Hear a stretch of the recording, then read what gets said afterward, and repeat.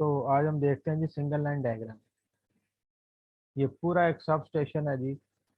एक control electrical panel room हो सकता है, ये एक इलेक्ट्रिकल एलटी एलटी रूम हो सकते हैं, ये एक कंट्रोल पैनल हैं, स्विच गेयर हैं। पूरा सब स्टेशन है जी। इसके अंदर जो लेयर ऑफ पैनल्स होती हैं हमारे पास, वो हम देखते हैं क्या सीक्वेंस ऑफ पैनल्स पड़े होते हैं। तो सबसे पहले अगर हम यहाँ पे देखें तो we have an basically and यहाँ पे हमारे पास है केबल फ्रॉम लेस्को। तो लेस्को से हमारे पास केबल आ रही है। LESCO mean any electric supply company in Pakistan, in Lahore, there is an LESCO, like WABDA in Pakistan. So every country has their own electric supply company. So this cable is coming from the LESCO. Uh, that is an basically an metering panel, actually an WABDA metering panel, which measures the energy consumed by the this consumer. So this panel will be monitored and under the custody of the WABDA or any electric supply company. So here there is an PT, that is a potential transformer which step down the voltage for measuring purpose, and that is an CT, that is basically an step down the our current for measuring purpose or for a protection purpose. So here it is for measuring purpose. So these are the other meters, kWh and kVRH meters, and this is a vacuum circuit breaker for 11 kV, and this is basically our line into our custody. So this panel is in our domain. तो ये panel हमारी custody के अंदर आ चुका है, ये supply, और हमने अपना VCB लगाया और अपना PT लगा दिया और अपना CT भी यूज़ किया।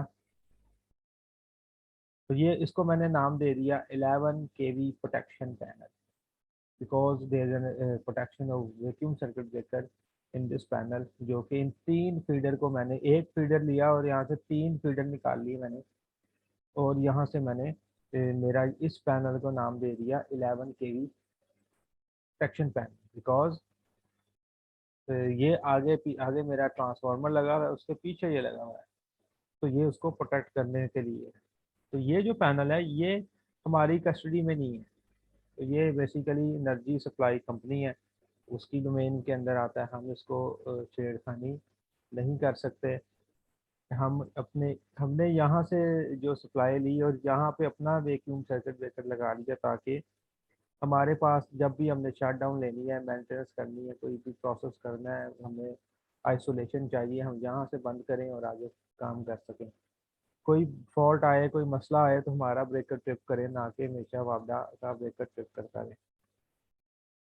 सो इसलिए हमने अपनी यहाँ पे एक पूरा फीडर सिस्टम लगा दिया। तो तीन फीडर निकले, तो एक तो फीडर को सीधा सीधा कह दिया टू फ्यूचर प्रोविजन, यानी कि ये तो फ्यूचर के लिए उन्होंने रख दिया। फिर हम यूज़ करेंगे जी, कभी हो सकता है कि कोई LT रूम बनना हो, कोई नया डिपार्टमेंट बनना हो, अगर ये यूनिवर्सिटी है, कोई नया कैफेटेरिया बनना है या डिपार्टमेंट नया आना है, तो उसके लिए आपने रख दिया, ताकि बाद में हमें ये मसाइल ना करने पड़े, बाद में अप्रूवल लेनी पड़ेगी, बाद में उसके लिए अलहदा से LT रूम बनेगा, केबल बिछेंगी, तो बहुत सारे मसाइल बाद में आते हैं। इसलिए पहले ही हमने एक फ्रीडम निकाल के रख दी है कि जिस दिन डिपार्टमेंट बना हम वहाँ से तारे खींच के ले जाएंगे। तो दूसरा फीडर है जी, एक ये फीडर गया जी ऊपर, एक ये फीडर चला गया। सो ये BCB है जी। यहाँ से सप्लाई ऊपर गई 11 kV, तो मैंने अपने ट्रांसफार्मर 1500 kVA को दिया और ये सप्लाई चली गई इस ट्रांसफार्मर को, जिसने इसको स्टेप डाउन किया 11 kV को 415 वोल्ट 0.415 kV। सो यहाँ से सप्लाई जो ही गई, तो ऊपर मेरे पास आ गया air circuit breaker and I have an ACB, ये मोटराइज ACB है। उसके बाद यहाँ पे CT लग गया 2500/5 का, और एम्पेयर सेक्टर स्विच लग गया जो कि 2500 एम्पेयर तक मेजर कर सकता है। फेज इंडिकेटर्स लगे, रेड येलो ब्लू, और वोल्ट मीटर मैंने लगा दिया। सो ये मेरा फीडर यहाँ से गया के इस स्कीम में यहाँ लग गया। अच्छा, इनकी स्कीम सबकी तकरीबन सेम है, बल्कि 100% ही सेम है। तो ये मैंने कहा कि ये मेरे पास वापडा मीटरिंग पैनल आया, ये 11 का भी प्रोटेक्शन पैनल आया। ये मेरे पास बेसिकली मेन पैनल मेरा बन गया, जिसके अंदर मेरा ये ब्रेकर लगा हुआ है, ACB, that is my main panel, MDB। और ये मेरे पास SMDB होगी, जिसके अंदर MCCB डिफरेंट लगे हुए हैं, जो कि अपने अपने डिपार्टमेंट को जा रहे हैं। अगर देखें तो this is an MCCB going to the lecture hall, this MCCB for lecture theatre, this for medicine and dentistry block, cafeteria के लिए है।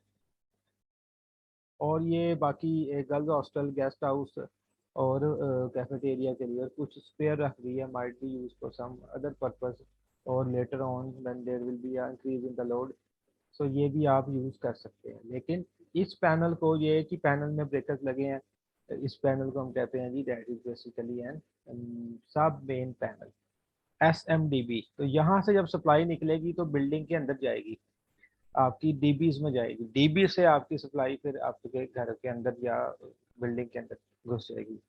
तो यहाँ से सप्लाई आपकी DBs में जा रही है, रिस्पेक्टिव DBs जो कि आपकी उसी फ्लोर के ऊपर या उसी डिपार्टमेंट के अंदर होगी, उसी घर में होगी जहाँ पे ये सप्लाई जा रही है। यहाँ पे ATS मॉड्यूल भी लगा दिया, ताकि जब वापडा जनरेटर ऑपरेट करें, तो जब जनरेटर ऑपरेट करेगा, जब वापडा जाएगी तो जनरेटर खुद ब खुद ही ऑन होगा और ATS मॉड्यूल इसको चला देगा और सप्लाई जनरेटर से आ जाएगी, डीजल जनरेटर सेट से। तो ये लगेगा और ACB कनेक्ट करेगा और आपकी सप्लाई इधर आ जाएगी। इधर पावर सेक्टर बैंक भी लगाया हुआ है कि जी वहाँ कैसे पैरेलल में कनेक्ट हुआ हुआ है, बाद में इसकी डिटेल कैलकुलेशन हम देखेंगे। अब यहाँ पे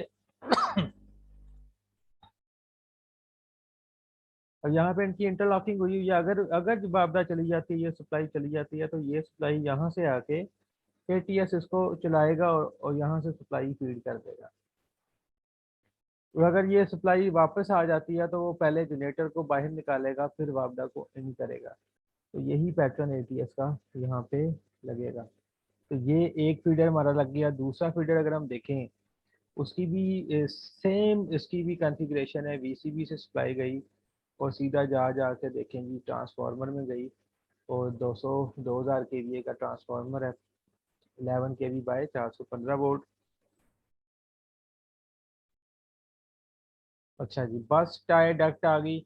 यहाँ पे वही ACB में गया, और ACB से जब ये गया तो आपके पास ACB के साथ वही ATS मॉड्यूल लगा है। इधर भी आपका ACB लगा हुआ है, और आपका जब वापडा यहाँ से जाएगी तो डीजल जनरेटर सेट ऑन हो जाएगा और यहाँ से वो फीड करेगा। सो इस ट्रांसफार्मर के आगे ये इसका अपना मेन पैनल ACB लगा हुआ है, और उसके बाद इसका अपना सिटी, अपने फेज इंडिकेटर्स, और इसका अपना वोल्ट मीटर लगा हुआ है। तो यहाँ से ये चला गया कहाँ पे जी, आपके पास सिंपल डिफरेंट ब्रेकर्स में चला गया, जो कि आपके पास यहाँ लगे हुए हैं, दैट इज अनदर सब मेन पैनल। तो ये अपने अपने रिस्पेक्टिव डिपार्टमेंट के अंदर जा रहा है, to pharmacy block, to boys hostel, to lecture hall, और ये कुछ स्पेयर्स रखे हुए हैं ताकि इन द फ्यूचर जब आपको कोई ज़रूरत पड़े, यहाँ से सीधी सप्लाई उठा के आप अपने डिपार्टमेंट में ले जाए। तो ये तीसरा जो फीडर है, जो कि उसने यहाँ से किसी फीडर से तो नहीं लिया, लेकिन यहीं से ही उसने सप्लाई उठा ली है। जब यहाँ से बस से उसने सप्लाई उठाई, तो कॉन्फ़िगरेशन फिर वही बनी कि ACB में आई ATS मॉड्यूल, डीजल जनरेटर से, देन फेज इंडिकेटर सिटीज, जो कि मेजरमेंट पर्पस के लिए, और यहाँ पे आप इसको बेसिकली वोल्ट मीटर से वोल्टेज भी मेजर कर रहे हैं। Then you have an again MCCB different of different department, that is another small submain panel, and that is the girls hostel, dentistry block and pharmacy. तो ये कुछ उसने spare रख दिए। अब वो यहाँ से सप्लाई उठाई है क्योंकि लोड कम होगा, इन द लेटर ऑन आप इसको कहीं अपने ये इस फीडर से भी फीड कर सकते हैं जब कभी आपको ज़रूरत पड़े।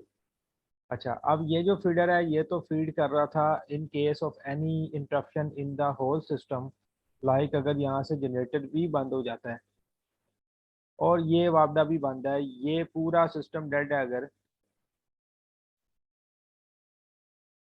सो देयर इज एन बस कपलर यहाँ पे लगा हुआ है 100 1000 एम्पेयर 4 पोल का, तो ये कनेक्ट करेगा। तो इस सूरत में क्या होगा, यहाँ से जो सप्लाई है वो इधर से इधर फीड होगी।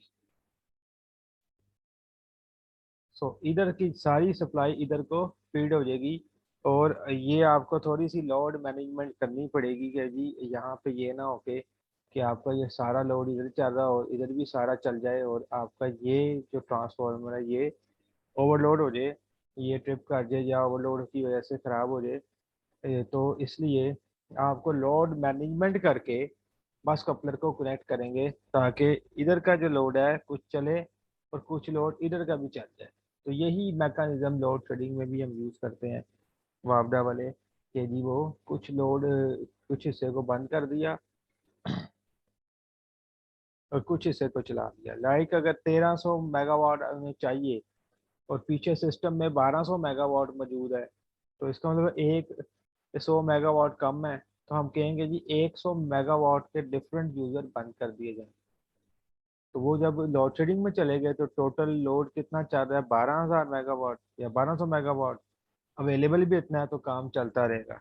अगले घंटे में उस यूजर को सप्लाई दे देंगे जो बंद से, कोई और यूजर बंद कर देंगे, ताकि हमारी जो ओवरऑल लोड है वो 1200 मेगावाट से बढ़े ना। और क्योंकि हमारी प्रोडक्शन ही इतनी है, तो लोड शेडिंग का जो शेड्यूल है वो ही यहाँ पे लगा के आपको ये लगाना पड़ेगा, ताकि कोई भी ये ना हो कि ये वाला भी मसला है ट्रांसफार्मर में प्रॉब्लम आ जाए।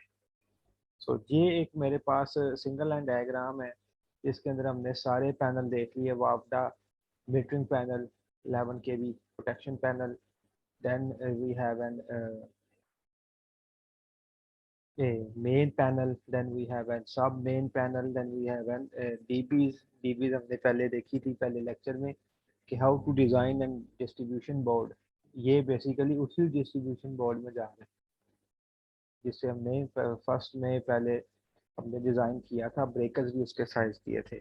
So that is basically an hour single and diagram of A sub station. ये पूरा एक सिस्टम है, काफ़ी बड़ा सिस्टम का ये पूरी सिंगल लाइन डायग्राम है।